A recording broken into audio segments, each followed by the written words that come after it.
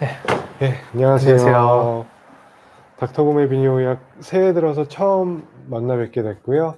저는 잠실 서울비뇨의학과 장진석입니다. 네, 안녕하세요. 여의도 서울 N비뇨기과 연재승입니다. 새해 복 많이 받으십시오. 네, 새해도 모두 건강하시고. 건강하시고요. 오늘도 뭐 어김없이 네. 질문 주신 것들 또 답을 달아보고 음흠. 실시간으로 궁금한 점 물어봐 주시면은 바로 답을 드리겠습니다. 추러스님도 새해 복 많이 받으시고요. 네. 저는 구독자는 거의 늘지 않는데 네. 비뇨의학과 채널이라서 그럴 거라고 저는 생각을 해요. 굳이 아, 구독까지 하면서 보지는 않으시는 것 같은데 그래도 그러면 조회수가 늘어나나요? 조회수랑 질문은 그래도 꽤 올라오고 아, 있습니다. 그렇군요. 어, 이게 비밀스러운가? 네, 네. 몰랐는데. 그래서 오늘 다 못다 하신 질문들은 뒤에 채널에도 뭐 그 답을 그 질문을 올려주시면은 틈나는 대로 제가 직접 달고 있으니까요. 궁금하신 점 알려주시면 좋겠고요. 딸기팔공님 어제도 뵙고 오늘도 뵙네요. 반갑습니다. 안녕하세요. 네. 어제 정신건강의학과 선생님 방송할 때 잠깐 채팅창에 들어가 있었거든요. 그렇군요. 가끔 들어와서 봅니다. 네네. 자, 일단 네. 우리가 태극기 컨셉이군요. 네. 제 아래로 가면 되나요? 서태지 춤, 죄송합니다. 자, 리더 리님의 질문입니다. 자위를 할 때 일부러 좀 늦추면 조루에 도움이 되나요? 라는 질문인데요. 조루증. 네. 조루증의 정의는 보통 1분 이내에 사정을 하거나 또 원하는 만큼 사정 지연이 안 되고 이로 인해서 스트레스를 많이 받는 모든 경우를 총괄해서 얘기를 할 수가 있는데요. 네. 원인으로는 컨디션, 심리적인 요인, 또 질환으로는 어떤 기질적인 요인이 있는 경우도 꽤 있고 전립선 염도 그 원인이 될 수 있고 타고난 사람도 있을 거고요. 지내시면서 옛날에 안 그랬는데 점차 그렇게 됐다라는 분도 계시고 진짜 원인은 다양한 것 같습니다. 여기에서 사정 시간을 일부러 늦추면이라고 질문을 주셨는데 네. 이런 테크닉이 있긴 있죠. 그렇죠. 저도 행동치료로서 환자분들께 오히려 한번 여쭤보고 혹시 자위를 자주 하시는지 하신다면은 피곤하고 힘드니까 그냥 집에 들어와서 5분, 10분 이내로 빨리 해결하시고 그냥 피곤해서 주무시거나 하지 않는지 여쭤보고요. 그런 분들이 많이 계신데 그런 분들께는 한번 권해드립니다. 30분 정도 안전한 곳에서 시간도 확보하고 영상을 마음에 드는 걸 틀어놓고 어찌 보면 행동 치료이기도 하지만 즐기는 거기도 하죠. 안전한 곳에서. 네, 안전한 곳에서. 네. 네, 시간은 바쁜 분들도 많고 또 기혼이신 분들은 그렇게 쉽게 자리를 확보하지 못하는 경우도 많이 뵙긴 맞습니다. 하는데 네. 그런가요? 네. 그렇죠. 자위하면 혼나나요? 좀 그렇잖아요. 좀 그런가요? 네. 눈치 보이죠. 눈치 보이나요? 그래서 저도 이게 교과서적으로 나와 있는 치료는 아니지만 저도 똑같은 걸 물어봅니다. 자위를 하시는 습관.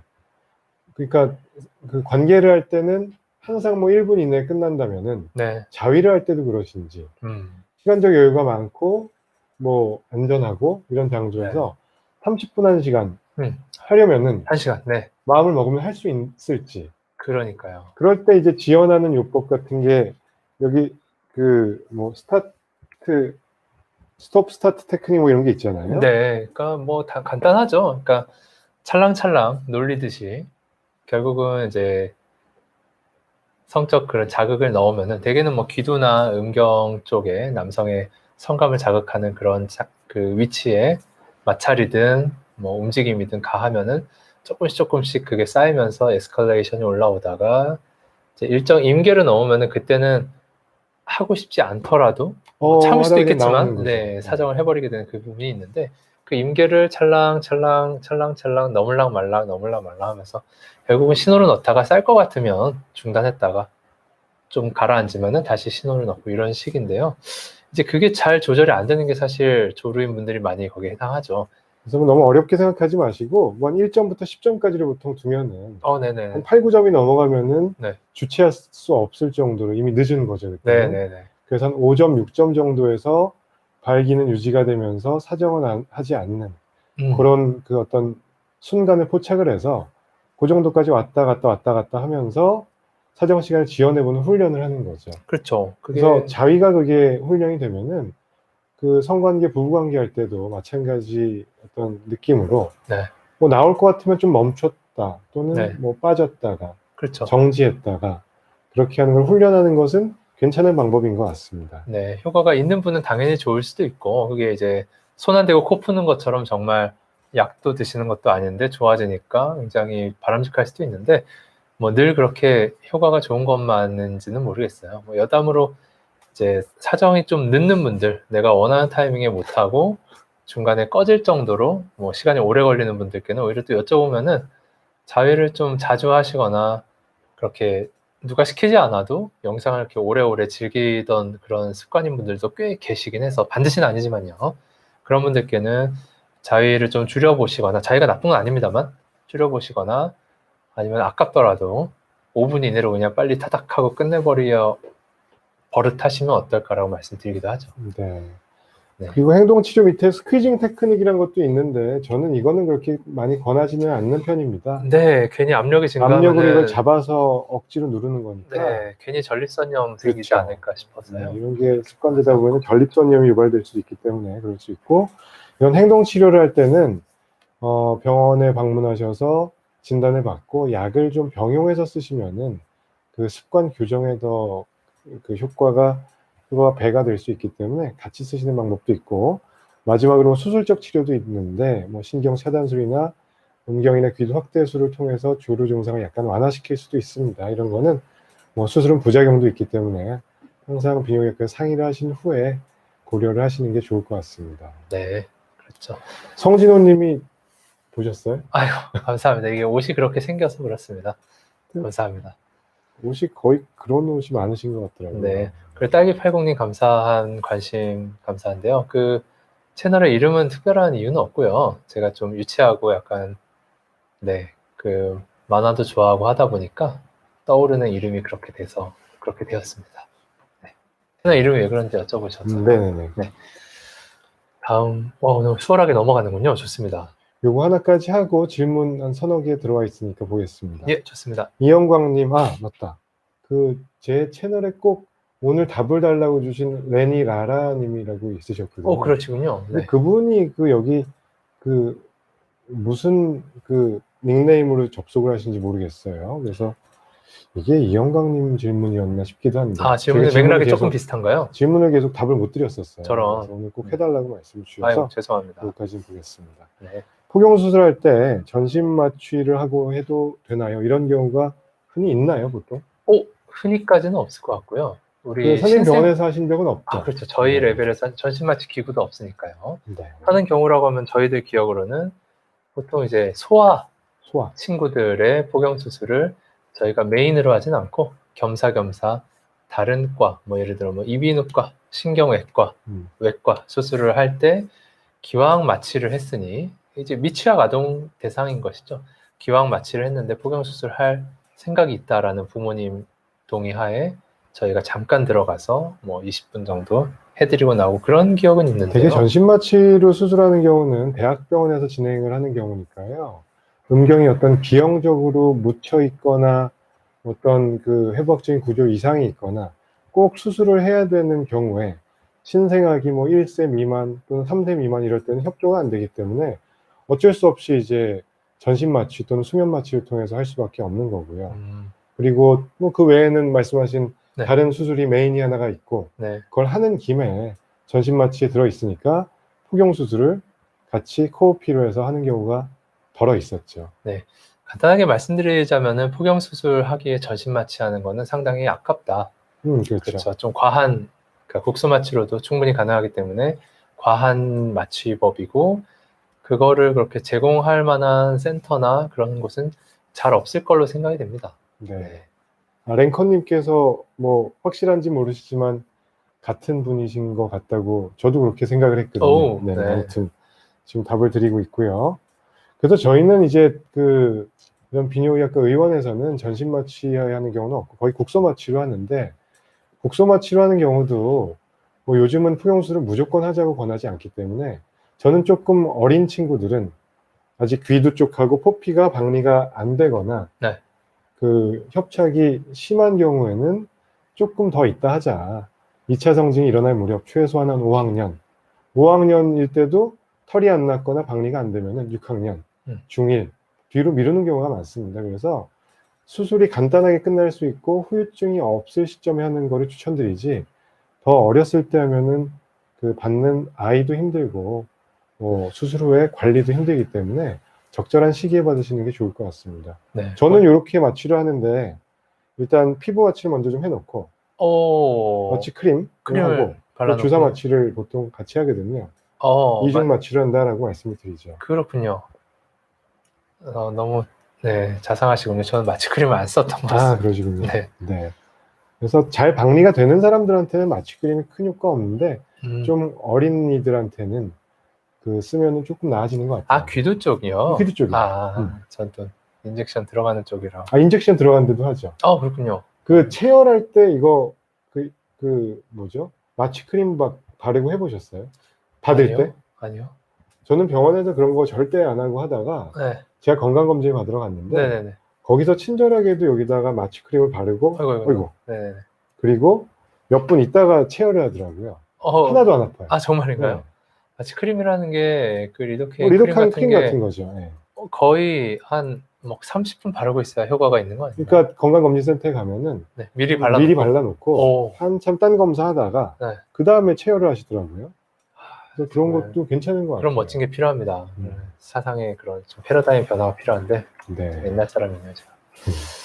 일단은 질문이 좀 많이 올라왔으니까요. 끝난 질문 건가요? 하나씩 많이 있죠 아직. 예. 그러니까 이거는 끝났구나. 예. 정혜림님 질문 좀 이따 이어서 가겠습니다. 네. 김민선님 여성분이시고 서해부 멍울이 생겼는데 초음파를 받으셨다고 하고 아무것도 안 보이고 염증일 수 있다고 하시는데 임파선이랑 연결되어 있다고 하고 임파선 피진낭종 걱정되신다고 하셨습니다. 뭘까요? 뭐 봐야 알겠습니다만 아마 모르시지 않았을 거라고 생각이 되기 때문에 없던 게 생긴 지 얼마 안 된 걸로 생각이 되고요. 그 멍울이란 것이. 누르면 통증이 좀 있으셨을까요? 압통 같은 게 있으셨을지 모르겠네요. 아마 그럴 것 같습니다. 그러니까 염증일 수도 있다고 말씀을 했다고 하는 것 같고 림프절도 결국은 임파선이라 불리우는 게 붙는 경우는 근처 어디에든 그렇죠. 뭐 바이러스든 세균이든 감염이 일어났을 때 잘 생길 수 있겠고 그게 그것 때문에 생길 수도 있겠지만 말씀하셨듯이 물리적인 자극이나 어떤 마찰 때문에 생기는 뭐 가장 약하게는 그냥 어떤 모낭염으로부터 시작을 하는 경우도 있고 말씀하셨듯이 그 뭐 표피낭 혹은 뭐 피지낭종이라고 해서 평소에 모르고 지내던 게 원래 그곳에 있었다가 뭔가 감염을 일으켜서 그게 똥똥똥똥 커지고 이럴 수도 있는데 대개는 별일 없습니다. 없던 게 생기는 경우는. 네. 통증이 조금 생기셨다고 지금 답을 주셨고요. 왜 이런 경우는 꽤 있으셨을 텐데 감기가 심하게 오면은 이런데 뭐가 알맹이 같은 거 잡히는 분들 있으시죠. 여기도 이제 림프절이 있거든요. 임파선 림프절은 같은 얘기고 그런 게 왜 붓거나 커지냐면은 그 주변에 염증이 생기면은 림프절로 파급이 될 수 있거든요. 이쪽 부위는 두경부 부위는 여기로 잘 가는 거고 아랫도리 쪽은 요 서해부라는 데에 동글동글하게 이제 림프절들이 커질 수가 있으세요. 그러니까 염증이 이쪽으로 파급이 됐다는 얘기인데 염증하고 감염은 조금 뭐 다른 개념이긴 하죠. 네, 뭐 염증의 여러 원인 중에 그렇죠. 감염, 인펙션이라는 거는 뭐 바이러스 인펙션, 뭐 박테리아 인펙션 여러 가지가 있겠지만 감염도 원인이고 마찰도 원인일 수 있고 성관계도 원인일 수 있고 피곤하거나 뭔가 물리적인 요인도 원인일 수 있고 여러 요인으로 인해서 이쪽으로 염증이 파급이 됐다는 거는 약간 염증이 꽤 있다는 얘기이기 때문에 뭐 항생제, 소염진통제 이런 것들을 뭐 1주, 2주 정도 쓰시면은 원래대로 대개는 회복이 됩니다. 네. 만약에 다른 염증 증상이 없는데 이게 계속되거나 할 때는 뭐 CT를 찍어보거나 어떤 근본 원인을 찾기 위해서 추가적인 검사를 해보셔야 될 수도 있겠죠. 네. 행여나 뭐 종기나 이런 것일 수도 있기 때문에 사실은 지내시다가 안에 진짜 하얗게 뭔가 농이 거서 뭔가 터지거나 아니면은 압출을 해서 뭔가 배출해내게 되는 상황이 될 수도 있는데 그런 경우라고 하면은 사실 그게 제일 아프긴 하겠지만 제일 걱정할 필요는 없는 케이스라고 또 볼 수도 있죠. 예, 항생제 좀 드시고 시간 지나면 나아지기도 할 거고. 네, 아무튼 피부 자극은 피하시는 게 좋겠습니다. 뭐 속옷이든 관련돼서든. 수면 충분히 취하시고 좀 푹 쉬시는 게 좋고요. 네. 다음 질문 진저손님 어제도 들어와 계셨던 분 같습니다. 네. 잠깐 뵀던 아이디인 것 같아서요. 네. 자다가 소변 보고 싶은 생각에 깨는데 그냥 참고 자는 적이 많습니다. 소변을 자주 참으면 신장에 무리가 간다는 사실일까요? 그게 우리가 이제 소변을 참으면은 소변을 저장하는 곳이 방광이기 때문에 방광의 내부 압력이 증가할 수 있는데요. 방광의 내압과 그게 신장으로 연결되려면 중간에 요관이라는 곳을 통과해서 압력이 전달돼야 되는데 일단 기본적으로는 웬만큼 참는 정도로는 그쪽으로 전달이 안 되게끔 소변이 방광 안에 차면은 그 신장과 연결되는 요관 쪽은 좀 근육이 눌리면서 압력이 쉽게 전달되지 않게 만들어져 있긴 합니다. 해부학적으로. 그리고 근데 뭐 습관적으로 평소에 너무 자주 참는 경우가 많다면은 방광염 같은 게 올 수는 있겠죠. 그리고 너무 오래 참는다기보다 아직 젊으신 분이 아닐까 생각은 되는데요. 연세가 있으신 분들 중에 전립선 비대증이 있는데 뭐 요폐 같은 것 때문에 꽉 차 있는데 안 나와서 그러니까 방광 꽉 차 있는데 소변이 안 나와서 역류해서 쭉 요관 신장 같은 데로까지 올라가는 경우는 있죠. 그런 경우에는 이제 좀 특이적인 케이스니까 그럴 때는 신장 기능을 떨어뜨리거나 뭔가 무리가 갈 수 있겠지만 일반적으로 조금 자다가 마려운 걸 참는 정도로 신장까지 무리가 가지는 않을 것 같은데요. 방광의 염증, 전립선 염 같은 건 좀 유발될 수가 있을 것 같습니다. 네, 오히려 이따가 이제 그 비슷한 질문이 나올 수는 있겠는데 주무시다가 소변 때문에 깨신다는 건 일단 문제인데 그거 자체는 문제입니다. 근데 방광을 평소에 사용하시는 그 용적 1회에 얼마나 모아서 소변 보시는가 그 용적을 한 300에서 400cc 유지하고 있는데 이렇게 깨신다라고 하면은 아마도 주무시기 전에 물을 진짜 좀 많이 저녁 시간에 드셔서 꽉 차서 그럴 수도 있겠고 혹은 이제 방광의 용적이 여러 가지 이유로 좀 작아져서 뭐 한 100cc, 200cc만 모여도 꽤나 마렵게 느껴질 만한 그런 상황을 본인께서 지금 만들어 놓은 상황이라고 하면은 그러면 이제 물 많이 먹지도 않았는데도 이렇게 자꾸 깨실 수 있죠. 어느 쪽이든 좀 문제는 있는데. 그래서 야간요, 빈뇨, 과민성 방광 그런 가능성도 있기 때문에 이게 너무 지속되시면 가까운 비뇨기과 방문해 보시면 좋겠고요. 이걸 일단 자기 전에 수분 섭취량을 좀 제한하는 게 좋겠죠. 자기 전에 저녁 식사 이후에 드시는 수분량이 야간요로 넘어갈 수 있기 때문에 자기 전에 한 2시간 정도는 최소한 수분 섭취를 금하거나 과일도 좀 덜 드시는 게 좋을 것 같습니다. 캠TV님, 초등학교 4학년 아이의 부모님이신 것 같고요.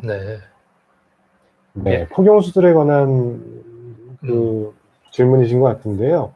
저희가 이거에 대해서도 여러 번 말씀도 드리고 따로 클립도 있는데요.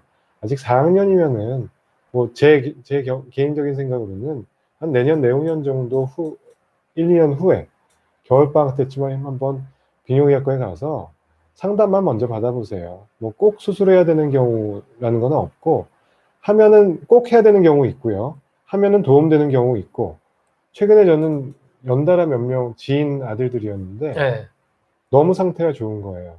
그냥 할 필요 없다 해서 그냥 다 돌려보냈어요. 초등학교 6학년인데도 귀두 부위가 깨끗하게 노출이 되고 뭐 귀두지나 염증, 병변 이런 게 전혀 없고 그런 친구들은 앞으로 성장하면서 더 발육이 좋아지고 커질 거기 때문에 전혀 이런 경우에 권하지 않는 경우가 있습니다. 그래서 상황에 따라서 다르기 때문에 저는 한 5, 6학년 2차 성징이 일어날 무렵쯤에서 한번 진찰 받아보시는 게 어떨까 싶습니다. 키위 NZ님, 비뇨기과 다니면서 AK전과 베타미가를 먹고 있습니다. 장기 복용해도 무리가 없는 약인가요? 여쭤보셨는데 AK가 아니라 A케어겠죠? 베시케어일이었나요? 카피 제네릭인 것 같습니다.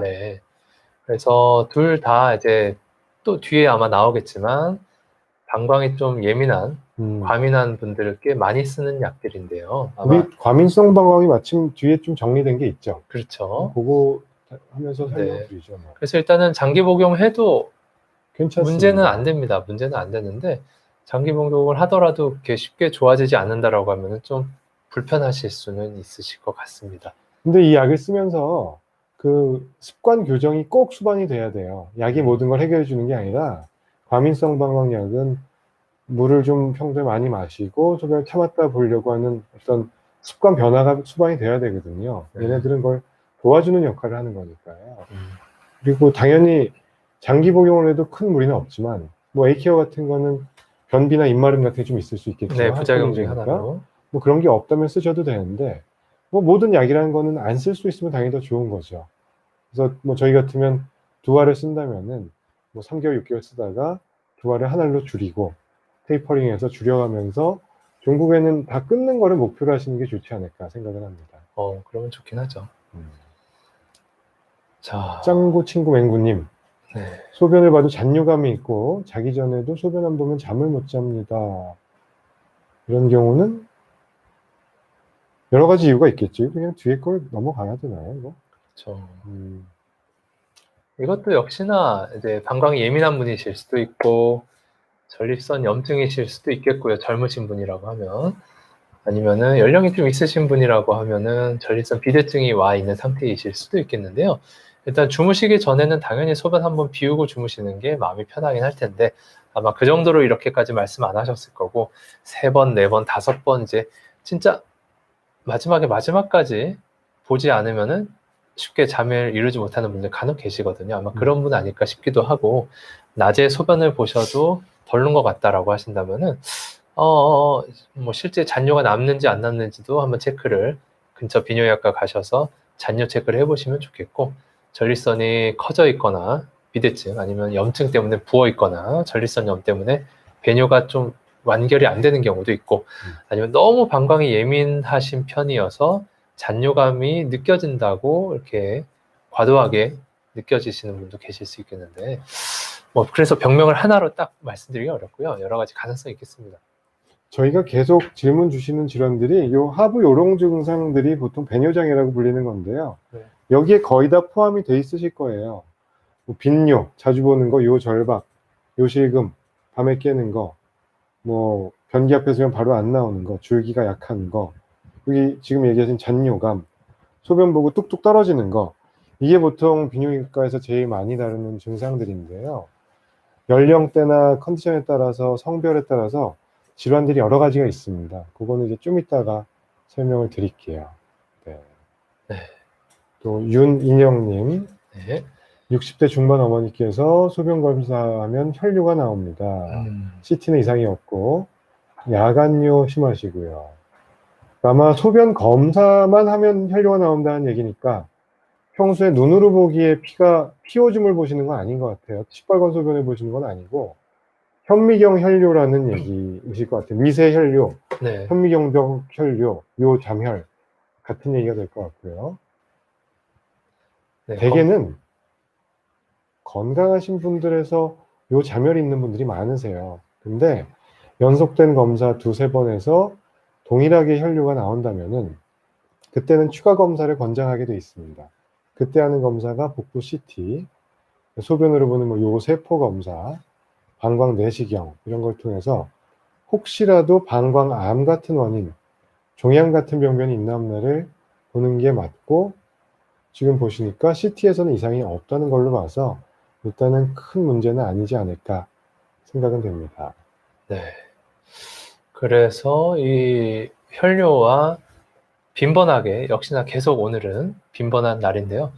자주 보러 가시고 주무시다가 깨실 정도까지 빈번한 빈뇨가 있다라고 하는 게 만약에 혈뇨와 연관 지으려고 한다면은 그게 뭐 예를 들어 요로결석 뭐 쉽진 않겠지만 좀 아래에 박혀 있어서 증상을 발현시킨다거나 아니면은 방광염. 방광염 방광염이 심해도 뭐 피는 나올 수 있죠. 혹은 방광 안에 돌이 있다, 뭐 방광결석. 방광에 종양이 있다, 여러 가지 가능성이 있겠지만 CT로 많은 것이 이제 배제가 되었겠죠. 결석도 그렇고 방광염을 배제할 수는 없지만 그래서 네. 이 소변 빈번한 것이 뭐 벌써 몇 년 된 이야기다라고 하신다면은 아마도 혈뇨는 혈뇨대로 그냥 나오시는 분인데 방광은 방광대로 예민하신 분일 수도 있겠고 최근 뭐 몇 며칠, 몇 주 상간에 이렇게 되었다라고 하면은 말씀하신 대로 방광염증이나 이런 게 동반돼 있을 수도 있겠는데요. 그래서 뭐 소변 검사하면은 가보셔야지. 혈뇨만 나오셨다면은 백혈구가 안 나왔다면은 가장 가능성 높은 건 저희가 계속 얘기하는 과민성 방광이 되겠죠. 네.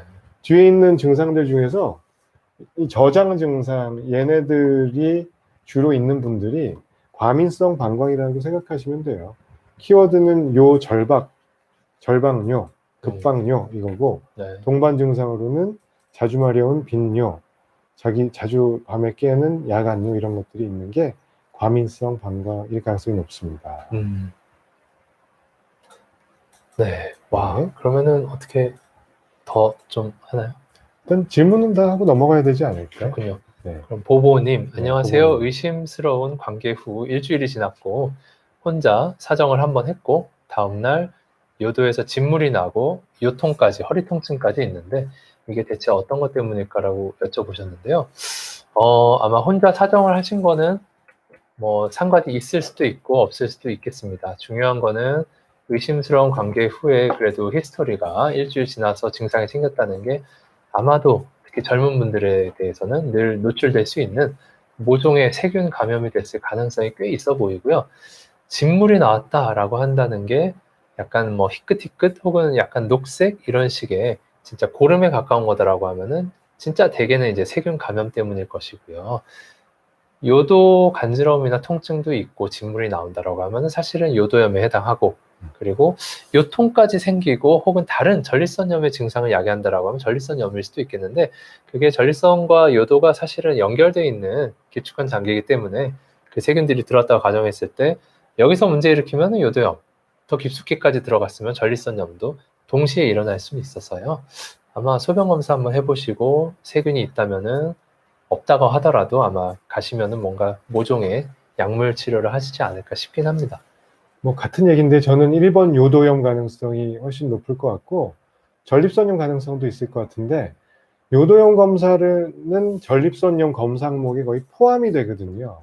그러니까 나는 그냥 종합적으로 체크받고 싶다 싶으면 전립선에 대해서 종합검진을 상의하시고 진행하시면 되겠고 나는 최소한 의심되는 것만 뭐 확인받고 싶다 싶으시면은 요도염 또는 성병에 대해서 소변 검사만 일단 받아보셔도 무방할 것 같으세요. 그러합니다. 잘 치료가 될 박대희님. 겁니다. 네. 네. 네. 박대희님, 남자가 가다실 주사를 맞는다고 하면 아직까지도 이상하게 보거나 그러시는데, 뭐라고 설명을 해줘야 될까요? 글쎄요, 요즘은 맞으시는 분들이 많으세요. 뭐 주사를 꼭 그 병원에 와서 그 맞으러 권유하는 입장이 아니라 그냥 가이드라인 상에도 그렇고 요즘은 건강에 대한 관심들이 더 높아지시고 그다음에 워낙 이런 다양한 정보 채널을 통해서 그 HPV, 자궁경부암, 성기 사마귀, 곤지름, 질문과 문의 이런 지식 수준이 매우 높아지셨어요. 그래서 가다실 나이 그냥 맞으러 오시는 분들 많으세요. 35세 이하 남성에서도 요즘 늘어나고 있고 여성분들은 당연히 말할 것도 없이 필수적으로 맞으시는 게 맞습니다. 이거는 뭐 간혹 이것도 백신의 어떤 약간 음모론 성격으로 이거를 꼭 맞아야 되냐 안 맞아야 되냐 이거를 그 논란을 일으키시는 분도 있지만 그 논란은 이제 없는 것 같아요. 그것도 저희 비뇨기과 의사들이 연구하고 검사하는 것들이 아니고 주로 감염내과나 어떤 큰 예방의학 차원에서 검증이 된 거니까 백신 주사는 맞는 게 좋다는 거에는 별로 이견은 없을 것 같아요. 그래서 보통 가다실 9 주사는 026으로 맞죠. 그러니까 그 텀을 얘기하신 걸까요? 차를 말씀하신 것 같아요. 예를 들어서 오늘 뭐 1월 14일 날 맞았다. 3월 14일, 7월 14일 이렇게 뭐 2개월 뒤에 오늘로부터 6개월 뒤에 이렇게 1, 2, 3회를 맞는 거거든요. 기간을 앞당기는 것도 가능하세요. 026이 정 스케줄이라고 치면은 뭐 연구에 따르면 014로 맞으시는 게 거의 최단 기간에 맞으셔도 되는 거예요.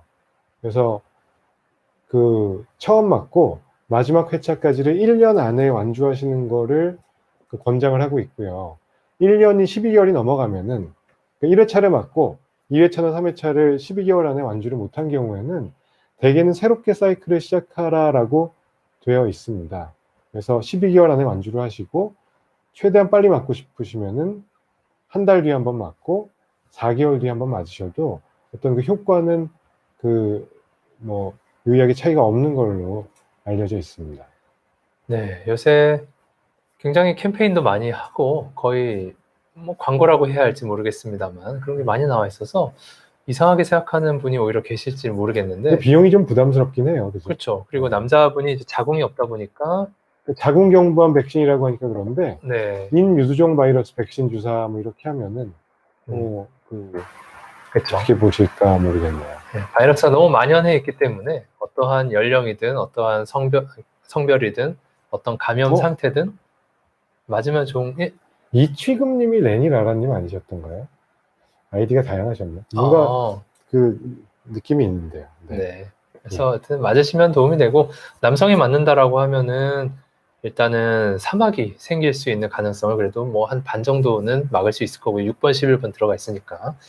그리고 내 와이프, 내 여친에게 위험한 걸 애초에 주지 않는다라는 개념이 있을 거고 지극히 드물지만 음경암이나 항문암을 막을 수 있는 그런 가능성이 있고 또 이게 자꾸 연구가 아직은 초기 단계입니다만 뭐 심혈관계 질환과 어떻게 관계가 있는지 모르겠지만 피부에 붙어있는 이 HPV 관련 감염과 연관이 있다. 혹은 전립선 암과 또 고위험군 16번, 18번 HPV 감염과 연관성이 있다라는 식의 약간의 그런 연구를 살짝 시작을 하는 것도 같아서 일단 예방접종 이제 시간이 꽤 걸리고 비용 그렇게 아프진 않습니다. 비용이 문제지 맞으면 오히려 이거 어디 가서 자랑할 건 아니지만 여성분들은 오히려 굉장히 신뢰를 하고 좀 더 세이프하다고 느끼실 수도 있을 거예요. 그런 맞은 남성분에 대해서.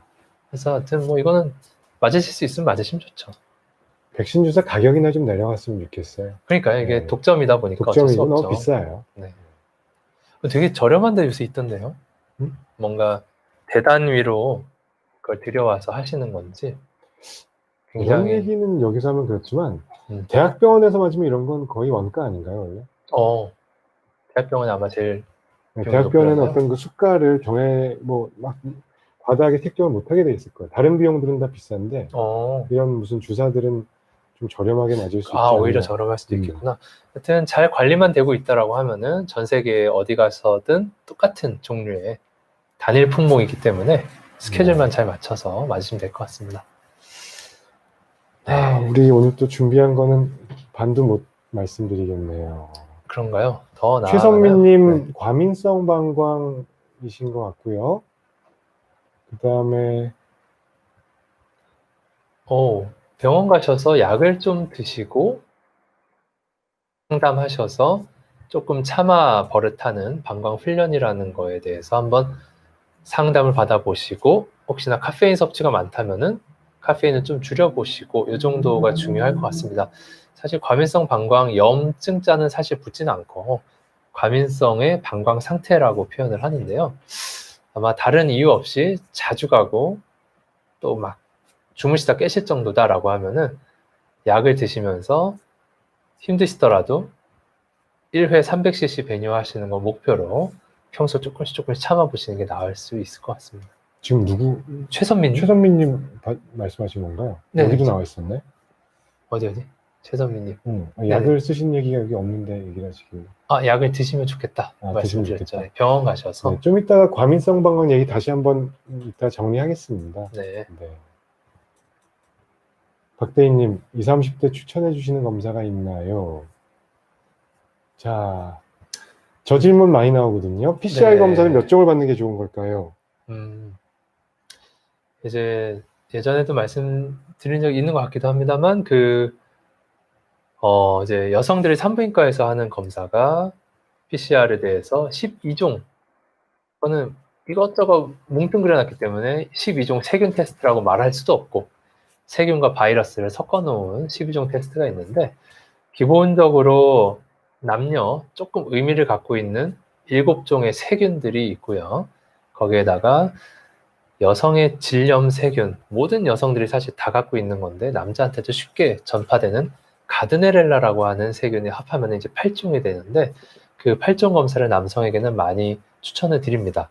근데 거기에 이제 여성의 질에 잘 또 어디에든 존재하지만 여성의 질이 좀 척박할 때 잘 생길 수 있는, 그러니까 잘한다고 해야 될까요?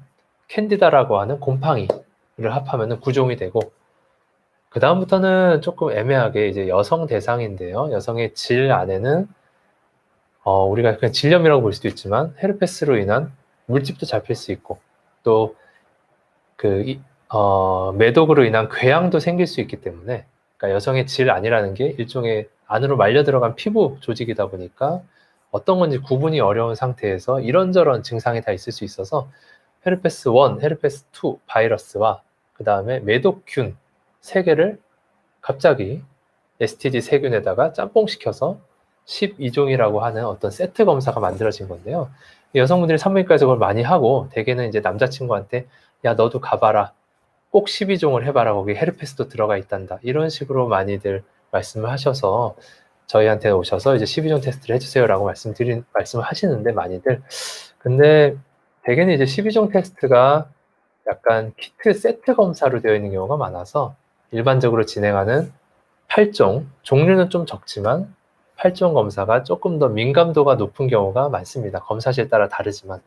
그래서 남성의 경우는 소변으로 많이 검사를 해서 세균이 희석되는 경우가 많은데, 12종보다는 8종 테스트가 좀 더 검출률 높게 가져갈 수도 있고, 그리고 여성분들도 자꾸 이 12종 테스트에서 헤르페스 안 나왔다고 해서 나는 헤르페스가 없구나라고 이렇게 생각을 단정 지어버린 경우가 많은데, 이게 잘 말씀해 주셨는데, 별다른 증상이 없을 때는 어차피 어떤 검사를 해도 그 피부에 묻어있는 바이러스 직접 PCR 검사는 안 나옵니다. 말씀대로 혈액 검사로 항체 검사를 해야지 증상 없을 때 헤르페스를 진단해낼 수 있기 때문에 말씀하신 게 딱 맞는 것 같아요. 말씀 끝나셨나요? 네, 드디어 끝났습니다. 박대희님은 기본적으로 사전 지식이 많으신 분이에요. 저희 방송도 보신 적이 있고. 근데 이게 그 질문이 계속 나오는 이유는, 이거는 저희가 사전에 무슨 조율을 하거나 PCR을 몇 종을 하자 이런 얘기를 따로 저희 둘만 그렇게 하는 거는 아닌 것 같은데, 12종 검사를 하는 병원도 꽤 많아요.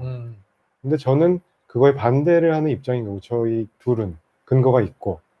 그러니까 6종, 7종, 8종이면 충분하다고 생각을 하는 거고, 12종은 여성분들한테 일단 그 특화된 검사라고 보시면 되고, 남자한테는 불필요한 검사가 일단 4개는 있어요. 불필요한 검사라기보다 헤르페스 같은 거 타입 1, 2는 소변으로 백날 봐도 복균 상태여도 안 나오는 경우가 태반이거든요. 그럼 오히려 잘못된 정보를 줄 수 있다는 거죠. 나는 복균자인데 소변 검사는 음성이다. 그렇게 해서 일컬어진 사태가, 얼마 전에 어떤 약사 유튜버 유명한 분이 뭐 어떤 모종의 사건이 있으면서 나는 소변 검사에서 헤르페스가 음성으로 나왔다는 거를 헤르페스 나는 그 뭐랄까 전혀 복균 상태가 아니다라는 걸로 얘기를 하신 거거든요. 그러니까 그런 오인이 오히려 있었군요. 잘못된 검사라는 거죠, 저는. 그러니까 있어도 없게 나올 수가 있고, 위 음성도 많고, 뭐 그렇기 때문에 컨딜러마 같은 것도 안 나오는 경우가 태반이고, 그래서 캔디다도 남자한테 굳이 의미가 없고, 열심히 본다면 가드넬라 정도까지 8종을 보고, 그 다음에 유레아 플라즈마 파분까지 7종 정도를 보고, 아니면 6종도 괜찮습니다. 근데 말씀하신 대로 6종, 7종, 8종이 12종보다 개수가 적다고 해서 정확도가 떨어지는 게 아니라, 오히려 어떤 민감도, 정확도 면에서는 기법상의 어떤 차이로 인해서 더 정확도는 높을 수 있거든요. 리얼타임 PCR하고 그냥 멀티플렉스 PCR하고의 정확도 차이가 좀 다를 수 있기 때문에 남자한테는 6, 7, 8종 정도를 권유하는 게 맞는 것 같고, 그 다음에 헤르페스 검사는 증상이 없는 경우에는 혈액 검사를 받는 게 맞으실 것 같아요. 네. 이거 2가지일 것 같습니다. 그렇죠. 그리고 항체가 생길 때까지 3개월 정도 걸릴 수는 있어서, 만약에 감염되었다고 의심될 때 굉장히 증상은 없는데 시간은 얼마 안 흘렀다 그러면은, 그때까지는 그냥 괜찮겠거니 하면서 시간을 보내셨다가 나중에 혈액 검사하시는 게 낫습니다. 그 윈도우 피리어드에는 감염이 이제 넘어온 상태인데 항체 검사에서는 음성으로 나올 수가 있으니까요. 그건 감안을 해주셔야 될 것 같아요. 네. 이영광님 들어오셨네요. 그렇군요. 안녕하십니까. 자, 그다음 계속 해보나요? 올리브님, 볼까요? 네, 올리브. 소변이 마려워서 가려고 하면은 미리 소변이 새어 나오고, 어이구 큰일이네요. 소변을 봐도 시원하지 않습니다. 아마도 여성분이 아닐까 싶기도 합니다. 왜냐하면 남성분도 요실금이라는 현상이 없지 않아 있긴 한데 대개는 소변이 새는 경우는 여성분들이 많기 때문입니다. 여성분이 소변을 셀 때는 이제 배에 힘이 잔뜩 들어가서 방광에 차 있는 소변이 이제 괄약근이 약해져 가지고 배에 힘 들어갈 때 새어 나올 수밖에 없는 그런 복압성, 스트레스성 요실금이라는 게 있고, 그게 아까 말씀 나왔던 그 과민성 방광과 연결돼 있을 수도 있겠는데요. 방광이 불안하고 용량이 작고 예민해서 막 마려운 느낌이 들자마자 이게 내가 잘 주체가 안 되고 찍 하면서 방광이 수축해서 나와버리는 그런 절박성 요실금이 있는데 혹시 그거가 아닌가 싶기도 합니다. 말씀 들어보면. 자, 여기 있는 절박성 요실금일 가능성이 일단 높아 보이고요. 소변을 마려 가신다면 화장실에 막 가다가 문 여는데 소변이 좀 나온다든지. 그렇죠. 옷을 내리면서 소변이 나온다. 네. 이런 분들이 그리고 뭐 물소리를 들으면 좀 갑자기 나올 것 같다든지. 그런 거 절박요 또는 절박성 요실금이라고 하거든요. 그것도 이제 이런 경우는 약으로 치료를 하는 경우가 많고 과민성 방광에 사용되는 약제하고 거의 비슷하게 사용이 됩니다. 그래서 여기도 진찰 받아보시고 약을 사용해 보는 것도 고려해 보시는 게 좋겠습니다. 네. 자, 키메라님. 자기가 성관계를 장시간 안 할 시 발기력에 지장을 주나요? 이게 뭐 아주 10대, 20대, 30대 초반 이런 분들은 사실 뭐 큰 영향 없다고 저는 생각은 하고, 아무래도 저는 이게 그래도 계속 아내 버릇하면 특히 이제 40대, 50대, 60대 이렇게 된 분들은 아내 버릇하다가 갑자기 이제 하려고 했을 때는 이렇게 말씀드립니다. 그 평소에 연락도 안 하던 친구한테 갑자기 카톡을 보내서 돈 좀 꺼달라고 하는 거랑 똑같다고 말씀드리는데, 평소에 지속적으로 좀 용불용설이라고 말하기는 뭐하지만 그 흥분과 발기와 그 다음에 그 자극을 넣어서 에스컬레이션 한 다음에 사정하는 그 하나의 그 시퀀스를 뭐 좀 자주 한다라고 하면은 일주일에 한두 번이라도, 좀 늦다라고 하면은 뭐 2주에 한 번이라도 주기적으로 하시는 분이 제가 봤을 때 연령 있는 분들도 쭉 계속 유지를 하시는 것 같고, 아내 버릇하면은 그게 뭐 일부러 안 하는 게 아니죠. 연령이 높아지거나 일이 힘들거나 스트레스 받거나 잠 좀 못 자고 뭐 여러 가지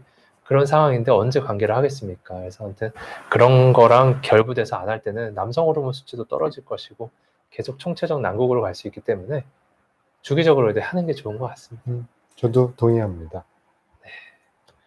여기 이케이님이 질문을 주신 게 있어서 아까 이케이님이 계셨거든요. 계시네요. 네. 그래서 요거 정리해서 저희가 다시 한번 말씀을 드릴게요. 네. 여기 뒤에 보시면은 빈뇨, 긴장하면 급박뇨, 야간뇨. 아까 그 말씀드렸던 요쪽에 있는 증상들이거든요.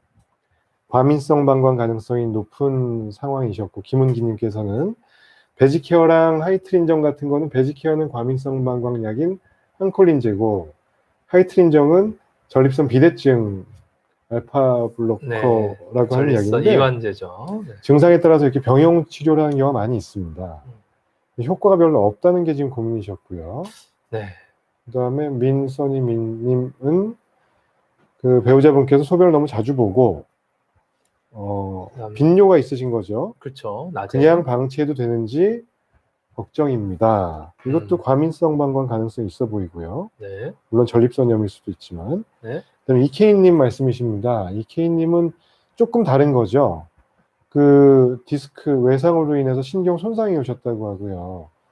다른 데 불편하신 데는 없는지 걱정이네요. 소변만 문제가 아니실 수도 있거든요. 그죠? 요추. 뭐 통증도 있으시네요. 그렇죠. 통증도 있고. 이런 경우를, 이런 특정한 요인이 있는 경우를 우리가 신경인성 방광이라고 하는 단어를 정의를 붙입니다. 네. 통증부터 해서 배뇨장애, 이런 증상이 없는 분이었다면 우리가 흔히 전립선염으로 치부를 해버릴 수가 있는데, 네. 이런 신경 손상이 오신 분들은 뉴로제닉 블레더라고 하는 신경인성 방광이라고 진단을 할 수가 있고, 여기에 베타미가 서방정, 이거는 그 베타3 교감신경 항진제죠. 네. 과민성 방광 치료약으로 쓰여지는 아주 요새 각광받는 약이고 많이 쓰여지고 있고요.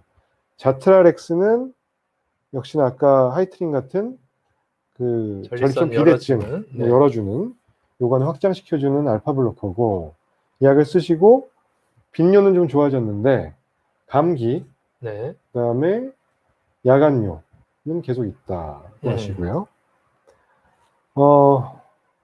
지금은 그 이케이님은 그래도 잘 습관 조절도 하시고 계신 것 같아요. 음. 주간에는 빈뇨는 줄어들었는데 야간뇨가 있기 때문에 자기 3시간 전부터는 약 먹을 때 빼고는 수분 섭취를 줄이는 게 저희가 권장하는 얘기고요. 예, 잘하시고 계신 잘하고 거죠. 계신 거예요. 네. 그래서 이런 상황일 때 어떻게 해야 될까요? 아하. 일단 일반적인 과민성 방광에 대한 얘기를 드리고 신경인성 방광 얘기를 잠깐 드리죠. 그래서 아까 말씀드린 이러한 증상들이 있고, 이 저장 증상들의 조합으로 나타나는 게 주로 과민성 방광이다는 말씀이고요. 네, 여기서 선생님이 설명을 해주시죠. 네. 그래서 계속 나오는 그 증상이 자주 간다, 참기 힘들다, 요 말씀이신 건데, 결국은 이제 빈번한 배뇨다, 그리고 절박뇨, 급박뇨다라고 표현을 하는 건데요. 그럼 어느 정도면 그러냐라는 건데, 일단은 주관적으로 불편을 느끼신다면 당연히 그렇다고 볼 수 있겠습니다만, 그래도 조금 더 수치화할 수 있다라고 하면은, 이제 통상 이 정도면은 딱 좋다, 정상이다라고 하는 거를 제시했을 때, 거기서 많이 어긋났다라고 하면은 조금 다르다, 좀 잘못됐다라고 볼 수 있는 거겠죠. 통상은 사람 물 마시는 양에 따라는 다릅니다만, 뭐 밥도 먹고 거기 과일도 먹고 물도 마시고 다 쓸 거 쓴 다음에 신장이 이제 버리는 그 소변으로 나오는 양이 하루에 한 1.5에서 2리터 정도면은 통상 그렇다고들 합니다. 물론 물 좀 적게 드시는 분은 1리터 나오기도 하고, 엄청 물 드시는 분은 3, 4리터 보일 수도 있겠는데 통상 그렇다는 의미고요. 그리고 성인의 1회 배뇨량이 아까 말씀드렸듯이 방광이 한 300에서 400cc 정도 모였을 때 적당히 요의를 느끼고, 그때까지는 그렇게 괴로움을 느끼지 않는 게 좋겠죠. 그리고 만약에 내가 좀 참아야 된다 그러면은 뭐 100cc 더, 500cc, 뭐 30분, 1시간 더 참는 것도 별 일은 아니어야 좋은 거겠죠. 여튼 1회 3, 400cc 본다고 가정했을 때 4, 4, 16, 1.5, 3, 7에 21, 2.1이니까 하루에 한 4번에서 7번 보면은 된다라는 건데, 사실 횟수, 제일 중요한 거는 횟수가 중요한 게 아니라는 게 또 중요하죠. 만약에 1리터 소변 보시는 분은 400cc, 300cc 보시면 하루에 2, 3번밖에 안 보는 분도 계실 수 있고, 3리터 소변 보시는 분은 300cc 꽉꽉 채워도 10번 보실 수 있다 보니까, 이게 뭐 내가 한 5시간, 뭐 4시간에 한 번 본다라고 해도 물을 진짜 안 드셔서 200cc 본 분은, 그분은 사실 기능적으로는 빈뇨일 것이고, 그런 분들이 숨어 있을 수 있습니다. 혹은 내가 너무 자주 본다고 생각을 했는데 사실 한번 소변 볼 때 받아서 보니까 300cc가 나왔다, 물을 엄청 많이 먹고 커피도 많이 마시는 상황이다라고 하면은 그분은 기능적으로는 또 빈뇨가 아닌 것이죠. 그래서 일단 진짜 빈뇨인가, 진짜 절박뇨가 있는가라는 게 일단 중요할 것 같고요. 그래서 그래서 네. 이거는 체중에 따라서 다르고 좀 다를 수 있는데, 그 저는 설명드리기 그냥 1회당 소변 양이 제일 중요하다고 생각이 됩니다. 3, 400cc 한 번에 좀 모았다 보셔야 되고, 수분 섭취량은 뭐 말씀하신 대로 1.5에서 2리터 정도를 배뇨량으로 보면은, 그 섭취량 기준으로 치면은 kg당 1kg당 한 30cc 이상, 50kg 여성 기준은 그래서 최소한 1.5리터 수분 섭취에서 권장량은 한 2리터까지, 70kg 남자라면은 한 2리터에서 한 2.5리터 정도를 드시고, 그거의 한 90% 정도가 소변량으로 나오거든요. 대충 건강한 성인에서는. 그러면 대충 배뇨량이 이 정도가 나올 거예요. 여기 적어주신. 그래서 일단 물을 생각보다 많이 드시자고 늘상 강조를 하고 있고, 배뇨 간격은 6회가 평균이라고 보고 한 5에서 7회 정도는 다 정상 범주에 들어가니까요. 그러면 하루에 배뇨되는 양을 한 6회 정도로 나눠서 보면은 한 3, 400cc 정도를 한 번에 보시면 되는 거거든요. 그래서 일단은 그걸 정상 표준을 일단 알고 계셔야 되고, 이렇게 가기 위해서 일단 애를 좀 써주셔야 돼요. 약을 쓰면서 습관을 바꿀 수 있게 그 노력을 해주셔야 되고, 이런 거 치료할 때 아까도 그 적어주셨는데 배뇨 일지가 큰 도움이 될 수 있습니다. 네. 내가 3일 내가 화장실을 몇 시에 갔고 한 번에 얼마를 봤는지 계량컵 같은 데 담아서 보시면은 이런 일지가 나올 수가 있잖아요. 네. 이런 걸 이제 들고서 비뇨기과에 오시면은, 또는 오시면 또 나눠드리기도 하잖아요. 그렇죠. 엄청난 도움이 그러면은 되죠. 엄청 중요한 정보들을 많이 알 수가 있습니다. 네. 그러니까 시간과 양을 적는 건데요. 이분 같은 경우는 제일 많이 보신 게 300cc였는데 이때 참 잘했어요가 되는 거고요. 근데 그 다음에 왜인지 잔뇨감이 있는지 20cc를 그냥 20cc밖에 없는데 이걸 허락을 해버린, 화장실 가는 걸 내가 허락해버린 그런 케이스. 이때는 이제 그러지 마세요라고 말씀을 드리게 되는 거고, 그래서 이 배뇨 일지를 그려보면은 나의 최고 많이 모았을 때 어느 정도인가, 그리고 내가 얼마나 정말 귀엽게 조금만 보는가 이것도 보이고, 평균 얼마큼 모아서 보는가 이것도 보이고, 하루 왼종일 얼마나 모으는가, 그리고 야간에 깨서 보는 거는 그거의 몇 퍼센트 정도인가, 이런 게 다 보이기 때문에 한번 이걸 체크해 보는 것도 뭐 중요하겠죠. 그래서 심리적인 요인하고 스트레스 이런 것도 아주 크게 작용을 합니다. 되게 어떤 패턴을 보이시는 경우가 많아서 특정 시간대에만 집중적으로 본다든지, 뭐 집에 있을 때, 외부에 있을 때, 주말 주중이 다르거나, 특히 자기 전에 몰아서 보시는 분들 꽤 있으세요. 네. 그래서 조금씩 자주 보는 게 아주 안 좋은 습관인 겁니다. 최대한 모았다가 한 번에 왕창 보셔야지 시원한 느낌이 더 배가 되고 잔뇨감이 줄어든다는 얘기죠. 그래야, 그게 이제 습관이 돼야 한 번에 모아서 보는 게 훈련이 되는데, 조금 보면은 배 안에 조금 남아도 느낌이 개운치 않거든요. 그럼 좀 있다가 또 가야 되는, 또 가고 악순환이 반복되는 거예요. 그래서 약은 이거를 느낌을 줄여드리는 도움이 될 수 있는 그 어떤 방법은 제공을 하지만, 중국에는 뭔가 노력이 수반되셔야 하는 게 과민성 방광의 키워드가 아닐까 싶습니다. 네. 그렇죠.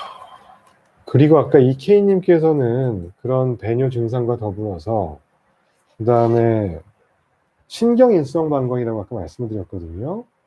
아까 뭐 당뇨가 심하거나 어떤 신경계통의 문제, 다치셨거나, 손상이 있어서 다치셔서 특히 배뇨의 어떤 중추가 되는 요추 있는데, 척추 뭐 4번, 5번, 천추 1번 요 사이 쪽이 그 아래쪽 비뇨기통장기의 어떤 신경 지배를 하게 되거든요. 그쪽에 문제가 있을 때 여러 가지 배뇨 장애가 올 수 있죠. 네. 이상 감각도 올 수가 있고요. 그러니까요. 센서가 고장나서 실제 별로 차지도 않았는데 엄청 마렵게 느껴지거나, 아니면은 이만큼 찼는데도 찼다는 간의 기별도 안 날 정도로 그냥 방광이 완전히 계속 부풀어 있다거나 그럴 수도 있고, 혹은 이제 모터 쪽 신경이 망가지면은 방광이 아주 잘 짜주면서 소변을 배출해야 되는데 그게 좀 원활치 않거나 이럴 수 있습니다. 그래서 드시고 계신 두 가지 약이 방광 안정제는 아마 좀 예민한 쪽으로 가셨나 봐요. 그래서 그걸 좀 둔감화시키는 목적이었을 것이고, 전립선 열어주는 그때 하이트린, 뭐 자트라 이런, 카두라 이런 약들은 아무래도 방광이 짜주는 것도 약해지다 보니까 이거를 강화시킬 수 있는 거는 사실 아직은 없고, 수도꼭지라도 조금 열어서 배출을 좀 돕고자 하는 그런 약이었을 것 같고, 일단은 시간 지나면서 신경이 또 조금씩 돌아올 수도 있으니까요. 그때를 기다리면서 방광이나 그런 장기들이 망가지지 않게 약을 쓰면서 보전을 좀 하는 것이죠. 이케이님은 야간요 2000cc를 보고 나셨다는 거는, 그런 경우에는 밤에 물 드시는 걸 확 줄이셔야 돼요. 그래서 야간 수분 섭취를 제한하시는 게 꼭 필요할 것 같고요. 말씀하신 것처럼 이 신경 손상이 있어서 신경이성 방광이 와도 방광 훈련을 잘 하다 보면은 어느 정도 돌아올 수가 있거든요. 그래서 신경이성 방광의 치료 목표는 추가적인 어떤 합병증, 병변이 진행하는 걸 막아야 되기 때문에 방광 훈련이 아주 중요합니다. 아까 얘기한 대로 물을 좀 적절한 용량을 드시고 좀 모았다가 한 번에 많이 보는 훈련을 하고, 베타미가건 자트랄이건 도움이 되는 약들을 쓰면서 이게 제때 소변이 나오지 않고 잔뇨감이 심하거나 잔뇨량이 심하거나 할 때 신장 기능까지 안 좋아질 수도 있거든요. 악화되는 걸 막아야 되고요. 제일 이제 우려되는 상황이, 이런 것들이 이제 언젠가 시간이 들고 나이가 더 들고 서서히 악화된다면은 자가 배뇨를 잘 못하실 수가 있어요. 네. 근데 지금 뭐 베타미가나 자트랄 쓰고서 많이 좋아지셨다면은 좀 좋아지고 있는 추세거든요. 근데 이게 안 좋은 쪽으로 갈 때는 자가 배뇨를 못하면 항상 배가 소변에 차 있는데 요일을 되려 잘 못 느끼거나 해서 잔뇨량이 항상 많은 상태가 됩니다. 네. 그게 제일 신경일성 방광에서 위험한 상황이기 때문에 신경인성 방광이 조절이 잘 안 되면은 이 간헐적 도뇨라고 하는 걸 하는 분들 많아요. 다치셨던 분들 그 관을 요도로 넣어서 한 3시간마다 규칙적으로 관으로 오줌을 빼주는 거죠. 그러니까 그 상황까지 가지 않도록 그 다니시는 대학병원 아마 다니실 것 같은데 주기적으로 검사하고 방광 기능 검사도 하시고 염증 안 생기게 하시고 어떤 배뇨 기능을 유지를 하셔야 될 것 같습니다. 그리고 통증에 대해서는 이상감 같은 거 올 수 있기 때문에 네. 그건 뭐 전립선 염증, 통증에서 쓰여지는 비슷한 어떤 통증 약제나 이런 거를 적절하게 쓰시면서 관리를 하시는 게 일단은 답일 것 같은데요. 그렇죠. 일단은 이제 시간이 또 얼마 없으니까 어. 저쪽에 있는 질문들을 네. 다 마무리를 마무리 해볼까요? 짓고 좀 네. 떠나도록 하겠습니다. 왕구이님, 신장 쪽은 비뇨의학과 신장내과 어느과가 더 밀접한가요? 두 진료과는 무슨 차이가 있을까요? 편하게 말씀드린다면은 예를 들어 폐에 대해서 호흡기 내과라고 하면은 신장내과일 것이고 흉부외과라고 하면은 비뇨의학과가 되는 것처럼 저희는 약간 기계적인 부분이나 이런 부분에 조금 더 관심은 있고요. 어디 막힌 데가 있으면 뚫어준다. 종양이 났으면 절제해낸다. 그리고 뭐 어디 이제 완전 못 쓸게 됐으면은 잘라낸다. 짧게 가겠습니다. 네. 비뇨기과는 외과 계통이고요. 신장내과는 내과예요. 약 쓰고 기능 보존하는 데는 신장내과고 수술을 해야 되거나 돌 빼내야 되는 거는 비뇨기과인데 양쪽 과가 협진을 해야 됩니다. 기능적인 문제가 있으면 저희가 신장내과로 의뢰를 해드리고요. 그런 차이가 있겠습니다. 네, 둘 다 관심이 많습니다. 신장에는. 네. 보보님, HPV 검사 알고 싶습니다. 며칠이 지나서 혈액 검사를 했는데 정확한 진단이 될지. 에이즈, 메도, 헤르페스, 사실 간염도 성병이죠. 잘 알고 계시네요. 그렇죠. 네. 이게 조금씩 다 다르겠지만 네. 통상 3개월 말씀드리죠. 3개월이요. 네. 12주. 너무 궁금하시면 4에서 6주 정도 한번 해보시는데 12주 돼서 다시 한번 해보시면 되고요. HPV 검사는 선별검사법이 인정받은 게 없어요. 많은 비뇨기과들에서 저희도 그렇고 시행하는 경우가 있지만 정확도가 높지 않고 뭐 그렇기 때문에 100% 신뢰할 수는 없습니다. 증상이 있는 경우에 조직검사하는 수밖에 없고요. 김TV님, 전립선암은 가족력이 매우 높죠. 다른 알려진 위험 요소가 또 뭐 있나요? 식습관 뭐 이런 거 말고. 식습관이라든가 혹은 이제 뭐 그러니까 인종에 대해서도 네. 더 그런 게 있는데 뭐 의외로 담배도 그렇게 영향이 있다 없다 좀 애매한 정도고 폐암처럼 방광암처럼 결정적인 요인은 아니거든요. 가족력이 아주 결정적이기 때문에 네. 아주 젊었을 때부터 40대 이후 45세 정도부터는 1년에 한 번씩 꼭 전립선 암 체크를 하셔야 돼요. 다행히도 전립선 암 체크는 혈액으로 간단하게 되기 때문에 건강검진에 들어가 있을 거거든요. 네. 주기적으로 하시는 거. 5대암 검사에 들어가 있습니다. 국가에서 하는 암에 들어가 있나요? 국가 암 검진에 안 들어가 있는 걸로. 국가 암 검진에 안 들어가 있죠. 안 들어가 있죠. 사적으로 시행하는 검사에는 들어가 있지 않습니다. 네, 사적으로 하는 건강검진 하시면 되고 그냥 식습관 너무나 많은 뭐라고 해야 될까요? 동물성 이런 걸 좀 안 드시면 좋긴 할 텐데 그래도 고기는 드셔야죠. 뭐. 비무님, 전립선염 고생 중이신데 야간뇨 때문에 힘드시면은 일단 야간뇨를 조절할 수 있는 방법은 수분 섭취 제한하면서 약을 쓰면서 습관 바꾸는 거고 전립선염에 대한 거는 지금 이걸 통째로 1시간을 다 써도 설명드리기가 좀 모자랄 수 있습니다. 네. 많이 다뤘던 질문이긴 한데 뭐 저희 채널에 한번 와서 보시거나 비욘드에서도 저희가 얘기한 적이 몇 번 있거든요. 그러면 일단 전립선염 개선을 위한 행동 습관 교정, 치료 방법에는 뭐 약물 치료, 물리 치료 이런 것들 한번 쭉 읽어보시고 그리고 의외로 심리적인 요인이 크잖아요. 네. 약간 통증이 가벼운 정도는 좀 무시하면서 지내보자 이런 얘기를 했었거든요. 그렇죠. 10년째 고생 중이시면 사실 저희보다 더 잘하실 수도 있는데 네, 한번 참고하실 부분이 있는지 한번 봐주시면 너무 이걸 불치병, 난치병이라고 생각하지 마시고 긍정적으로 생각하실 필요가 있습니다. 네. 유수진님, 요실금이 있으신 것 같고요. 현재 재채기할 때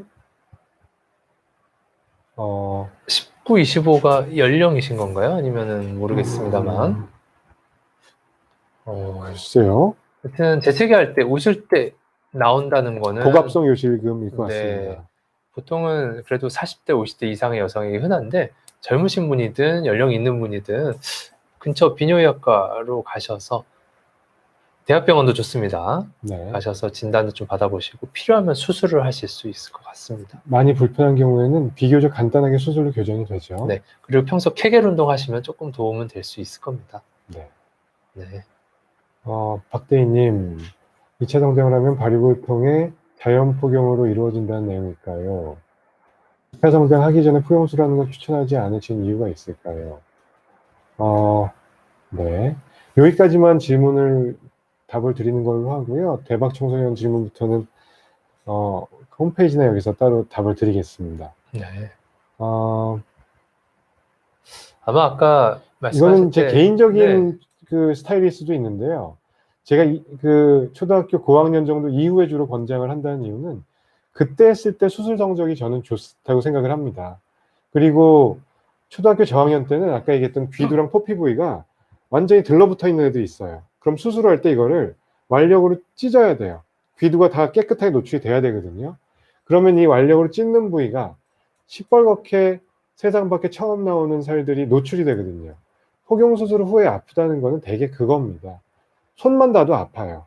수술해서 꼬맨 부위가 아픈 게 아니라 바지에 팬티에 스치기만 해도 아픕니다. 그래서 오히려 그 수술 후에 회복 과정이 더디거나 이쁘게 아파서 막 자세가 안 좋아지고 이래서 잘 안 아무는 경우가 있어서 굳이 수술할 거면은 애들한테 트라우마 주고 아픈 상태에서 할 이유가 없다는 생각이기도 하고 아웃컴도 조금 더 컸을 때에서 좋아서 보통 그 시기가 빠르면 4학년, 뭐 늦으면 뭐 중1, 중2 그 정도 시기라고 생각이 되거든요. 그래서 그때 하는 걸 추천드린다는 얘기고, 뭐 마찬가지 내용으로 요새 신생아 때 포경술을 안 하잖아요. 2살, 3살 때 포경술을 안 하고요.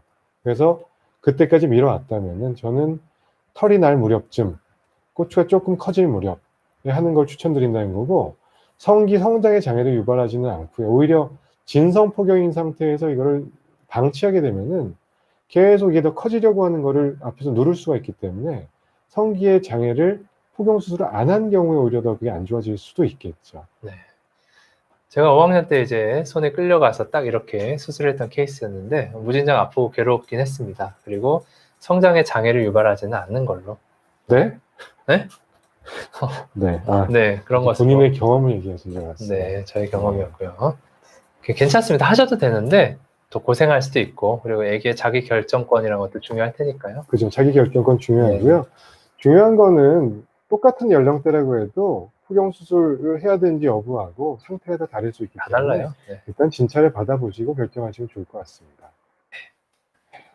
아이고, 오늘도 또 네. 다 마무리를 못해서 죄송합니다. 자꾸 말이 길어져서. 네, 오늘도 늦은 시간까지 같이 함께 해주셔서 감사드리고요. 저희는 또 한 달 뒤에 2월 달에 뵙겠습니다. 네, 새해 늘 건강하십시오. 감사합니다. 감사합니다.